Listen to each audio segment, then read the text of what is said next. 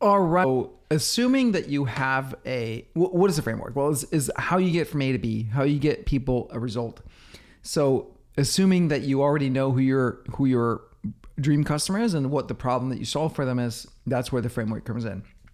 Before we get started, so I'm on a mission to create a movement of entrepreneurs all over the world who are doing business smartly, systematically, intentionally, strategically, simply, and with high levels of integrity and actually giving a damn about their customers and delivering value to them.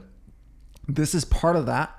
So I've been going back to marketing school. I got into online marketing 15 years ago in 2008. I've gone back to marketing school and gathering all this stuff and putting it into a coherent framework that I'm in the process of establishing, of putting together, but I've got the core of it ready for you to share, to see here today. And that's what we're doing. If you want the perfect platform to implement this, go to simplero.com. That's what we do. I'm going to be this is going to keep evolving for a while. I'm going to keep adding to it, keep teaching on it. This is what it looks like. So this is the core of it. There's many pieces. There's other stuff in here. I'm gathering it all into one big fake jam file here. So it kind of all fits together. And I have lots of research going on in the other tabs up here, but this is kind of the essence of the framework. And you may have seen this before, but basically this is your value ladder and the different products in it. The core offer here is the main part of your business, and here's where you're fishing for your clients in the red ocean, yada yada. Go find the other video if you haven't seen that yet. So where we're at now is the who and the what I've already talked about in other videos, and you can go find that. Who's your dream customer and what problem do you solve for them? Now we're going to get into the how of how you solve it. And so that's what happens over here in the blue ocean in your core offer and your high ticket. That's how you do the how. I'm sharing this because I've spent so much time and money and energy over the years with people, like hiring people to try to do different pieces for me. And I wasn't ready because I didn't have some of these core pieces in place. And the reason why was that I had internal resistance toward actually making it really clear. And it's something that I see a lot out there. So I want to try to get you out of that quagmire and get you to where you need to go to actually deliver the result to people as fast as possible. And the reason why is because that's how you make money. And when you make money, I'm happy. And if you're using Simplero, then I make money. So that's great. But B is that's how you actually help people, right? You and I think if you're watching me, if you're following me, you're not in this business for the money. The money is kind of something that we have to make ourselves care about a little bit. We have to force ourselves to be no, let's go make some real money here. And my philosophy is that if you're coming from a place of integrity and doing service to people, then setting a target for yourself of making money is going to be good. It's going to be a net positive because you're going to do it with integrity. You're going to give a damn. You're going to deliver good value. And so now the money becomes a metric of how big of an impact you have. Zig Ziglar famously said, you can have everything you want if you help enough other people get what they want. All right. That's basically the way here. So the more you help other people get what you want, the more you get paid when you do it the right way, which is what we do. And then you're getting paid is a measure of how well you're doing helping other people get what they want. So that's this whole game. That's the game of business and entrepreneurship and free markets. And that's why I'm a total lover of the free market and hater of anything socialism and government control. And we can get into that a whole other day. But at the essence, that is what business is about when it's done right. And unfortunately, what happens is that big companies get to buy politicians that then get to make the legislation that favors them. And then they can do nasty shit and they monopolies and all that stuff. But for people like you and I who are doing regular sort of small business entrepreneurship, it's just a beautiful thing. It's an absolutely beautiful thing. So that's what we're all about here. All right. So let's get into the meat of this stuff. And so I've been going through tons of materials, assembling it to the framework that I wish someone had done for me, but nobody's done it. In my 15 years of being in online marketing, No one's put this together. The one that comes closest, I would say, is probably not Frank, but Russell Brunson with his books. But still, it ends up being a bunch of like frameworks, but there's not really a big picture and like some other. But anyway, so he's come closest here, but here is me doing that the way I would want to see it done. So the core things that we want to figure out in our business is the who's the dream customer, the what's the problem that they want solved, and the outcome that they want instead of the problem. And now we're talking about the how, AKA the mechanism, the vehicle, the new opportunity, and that is essentially your core framework. And one thing I want to point out, because I've been really struggling with this concept of new opportunity. It comes from Russell Brunson's book, Expert Secrets. And one of the things that I hate about this industry is that everybody wants to try to make it seem new, like different from what they like. Yeah, it has to be like a shiny new object. And so they come up with new terminology for the same stuff that everybody else is doing. It's like, okay, let's make it a like, call it something different, but it's really the same shit. So you have to like sift through all that stuff and be like, oh, when Todd Brown says mechanism, that's really the same as when Russell says new opportunity, and actually the same that when he talks about vehicle, it's just like a new vehicle, but now he calls it a new opportunity, or is it, right? And then when you start to speculate and be like, oh, I don't really know, like what is this stuff? So I've been going through and figuring all this out. And the way that I do this is from first principles, meaning, all right, this is a new opportunity. And dude, I've struggled for years, like trying to figure out like, what's the new opportunity? It's way simpler than I thought it was. Like it just has to be a new way of achieving a desired outcome or solving a problem to the given person, to the given market, right? So it's new to them. It doesn't have to be new in the world. The only person you've ever thought of this, like chances are that you're not going to have that. Someone else has done that, thought of this, taught this before. It's about making it new. It's about it being new to them, just a new way of getting there.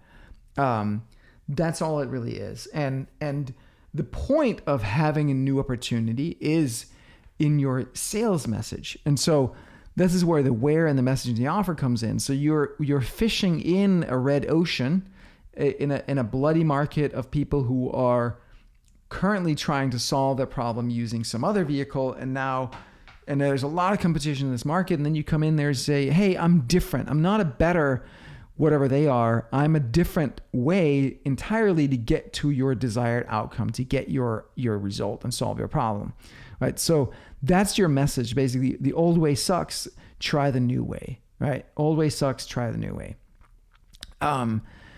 And that's all the new opportunity does, is it helps you stand out from the competitors in the red ocean and kind of carve out your own blue ocean. So that's what we have here. That's how this stuff works. So no need to complicate it. That's all it does. And that's what I do is I go back to first principles. All right, new opportunity, right? Great. Like this is a concept. How do we come up with like, well, let's figure out how is it actually being utilized? How is it being used? What is it actually for? And that brings a lot of clarity. So talking about frameworks, I have been really, really resisting frameworks for a long time. I'm like, no, I'm not like that. I'm like, I go into any situation uniquely and find out a unique situation based on their circumstances and their needs and yada, yada.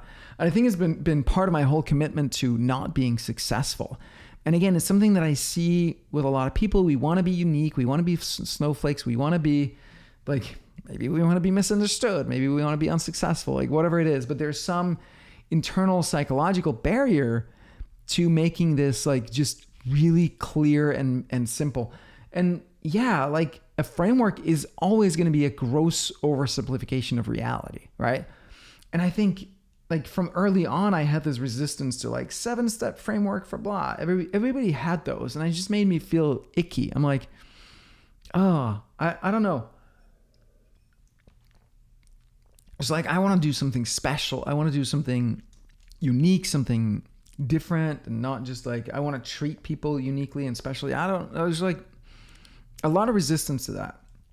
And what I finally realized is that it's not about the framework, or it is, but like, it doesn't mean, if you look at Byron Katie, for example, who's one of my favorite teachers, spiritual teacher, she has a framework. It's called The Work. If you're not familiar with it, it's basically like, when you have a thought that's causing you stress, when you're feeling any kind of stress or discomfort at all, identify the thought at the root of it, and then you ask yourself a series of questions. Number 1, is it true? Number 1, can I absolutely know it's true? Number 3, how do I feel when I believe it? Number 4, how would I feel if I couldn't think that thought at all? And number 5, turn it around, try different opposite versions that might be true as well.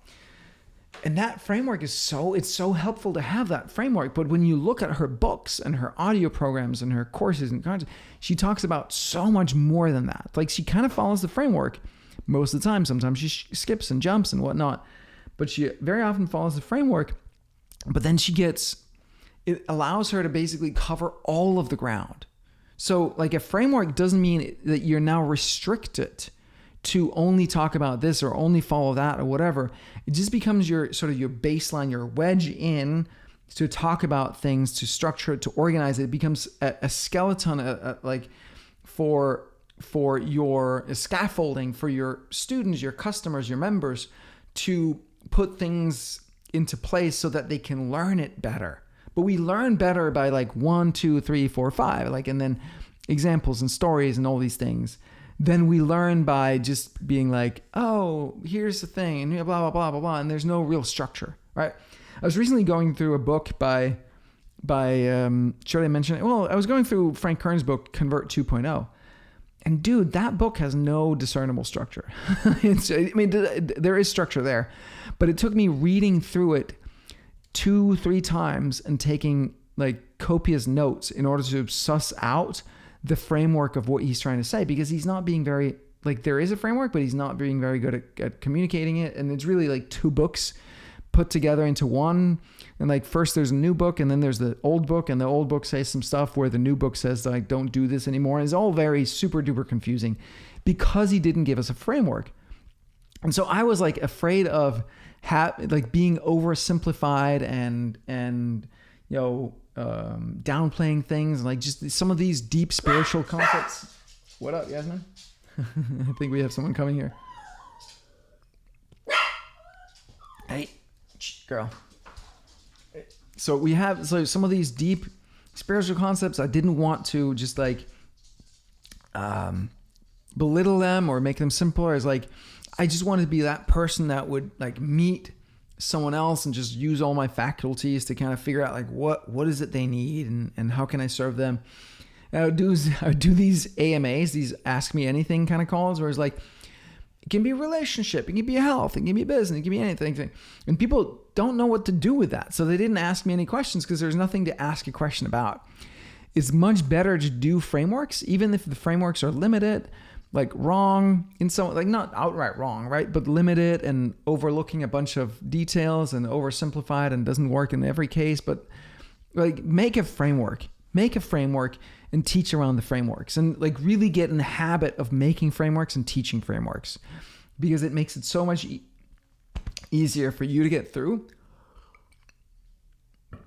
And it makes it so much easier for people to follow along. All right. So frameworks are good. If you have any hangups about them, then like don't unhang up yourself and start using them. Think of them as, it's not about you, it's about them. It's about your people and that service that you can offer to your people. That's what frameworks are about. So make it super easy for your people. Yeah. I think that's kind of what I want to say. So just like anywhere from like 3 to 8 steps typically in a framework, right? And then, that's how, like, every social media post, every training that you do in your programs, anything, like basically all of that stuff should be a framework. That's kind of how that goes. I think that's all I want to say on the frameworks. So overcome your resistance. If you want to go deeper on this stuff, Sinclair Academy is your friend. And here, my core offer is simplero.com, software for running your online business all in one platform. My new opportunity is that you don't need to use like 8 different tools and to run your business. You can do everything in one platform, offer like backed by amazing support. And my high ticket offer is Simplero Academy, which is our group coaching program where we go much, much deeper on this stuff. And then my red ocean, right, is people who are currently in business and they're either already on a bunch of different platforms and they're frustrated about it, or they're about to get on a bunch of different platforms and they're frustrated about it. Those are my people, right? The people who are saying like, oh, like how are you different from the other all-in-ones? Like, probably not my people. Because once we get into that level of questions of like, oh, like, do you have this feature or not feature, that feature, that you're not talking to the frustrated people. The people who are fine, they want value, and they want like they have all the questions about, do you have this feature and that feature? What about this? And blah, blah, blah, blah. Never going to be a great fit. Fanatics, they're loving whatever they're currently using. Forget about them. Don't worry about it. So those are the people that you want. They're frustrated and they're unhappy with where they're at, and you can help them escape from their red ocean hell into your beautiful, wonderful, delightful new blue ocean where they actually get their problem solved. That's what we're here to do, guys. Yeah. All right. Cheers, everyone. I will be back later with more content on the Simplero OS framework to help you succeed in your business and make a bunch of money and make a bunch of impact on a bunch of people. That's what we're here to do. Much love. Bye.